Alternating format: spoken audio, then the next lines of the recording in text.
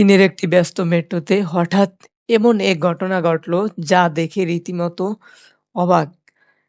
মেটের মেঝেতে ছড়িয়ে পড়তে শুরু করলো অসংখ্য সাপের মতো দেখতে প্রাণী। প্রথম দেখায় অনেকে ভাবতে পারেন মেট্রোর ভিতরে বুঝি সাপ ঢুকে গেছে, কিন্তু আসল ঘটনা ছিল আরো অদ্ভুত। ঘটনাটি ঘটে চীনের ননজিং শহর মেট্রোতে। প্রতিবেদন অনুযায়ী একজন যাত্রীর সঙ্গে থাকা পাত্র থেকে জীবন্ত ইইএল অর্থাৎ এক ধরনের সরু ও সাপের মতো দেখতে মাছ বেরিয়ে যায়।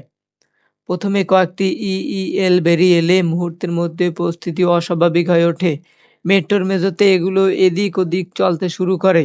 আর এই দৃশ্য দেখে আশপাশে যাত্রীরা হতভম্ব হয়ে যান। মেট্রোর ভিতরে তখন কেউ সরে যাচ্ছেন, কেউ আবার মোবাইল ফোন বের করে পুরো ঘটনাটি ভিডিও করছেন। তবে সবচেয়ে মজার বিষয় হলো কিছু যাত্রী ভয় পাওয়ার পরিবর্তে ইইএল গুলো ধরার চেষ্টা শুরু করেন। কেউ হাতে থাকা ব্যাগ ব্যবহার করছেন, কেউ আবার অন্যান্য এগুলো আটকানোর চেষ্টা করছেন। মেট্রোর মেঝেতে পিচ্ছিল ইইএল গুলো দ্রুত এদিক ওদিক চলে যায়। সেগুলোকে ধরা মোটেও সহজ ছিল না। একজন ধরতে গেলেই সেটি আবার অন্যদিকে চলে যাচ্ছিল। এখন প্রশ্ন হলো এগুলো ইইএল মেট্রোর ভেতরে এলো কিভাবে? প্রতিবেদন অনুযায়ী এগুলো একটি পাত্রে বহন করা হয়েছিল। কোনো এক পর্যায়ে পাত্র থেকে ইইএল গুলো বেরিয়ে পড়ে এবং মেট্রোর ভিতরে ছড়িয়ে যায়। ইইএল দেখতে অনেকটা সাপের মতো হয়।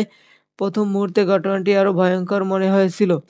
তবে এগুলো সাপ নয়, এগুলো মাছ জাতীয় প্রাণী।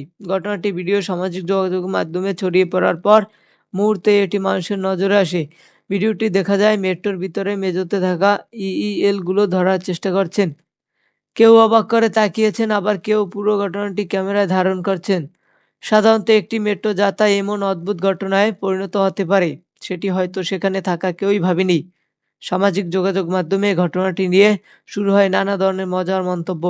অনেকে বলছেন মেট্রোতে আজ যাত্রীর পাশাপাশি মাছও যাত্রা করছে।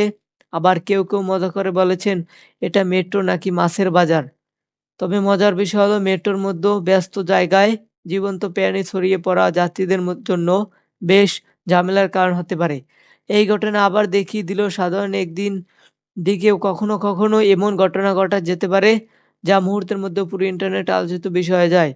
তাই যদি এই মেট্রোতে থাকতেন তাহলে কি করতেন? ইএল ধরে যেতেন নাকি নিরাপদ দূরত্বে সরিয়ে ভিডিও করতেন? কমেন্টে আপনার মতামত জানান। ধন্যবাদ।